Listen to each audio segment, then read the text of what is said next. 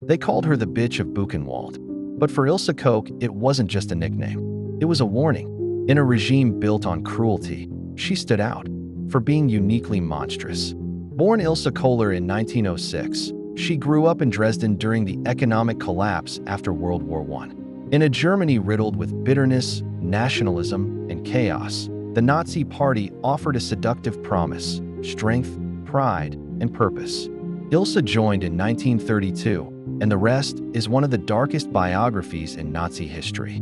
Through the party, she met SS officer Carlotto Koch.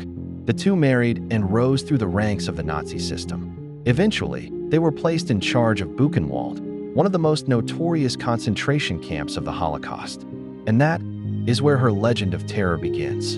She hosted lavish parties, wore fine clothes, rode horses, and yet, just beyond her garden, thousands were starved, tortured, and executed. But Ilse wasn't just a bystander. She was an active predator. Survivors claimed she would parade through the camp in riding boots and gloves, randomly whipping prisoners. She was described as calculating, cruel, and disturbingly curious.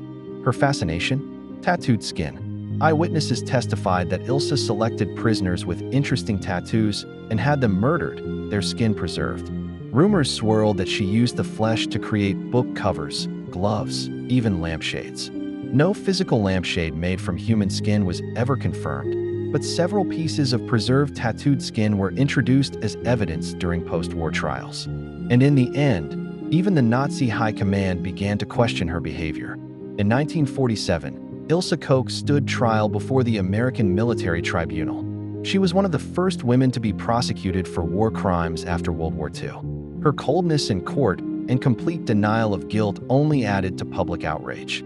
She was sentenced to life in prison, but in a shocking twist, her sentence was commuted to just 4 years.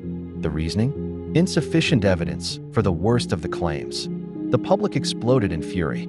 Ilse Koch had become the face of Nazi evil, and now she was going to walk free? West Germany stepped in. In 1951, Koch was retried, this time by German courts. More testimony, more evidence, more horror. This time, she received life again. She gave birth to a son in prison. She never expressed remorse. She claimed the entire case was a conspiracy, that she was being framed, that she was the victim. In 1967, she ended her life in her cell. She hanged herself with a bedsheet at the age of 60. Her final act was silent.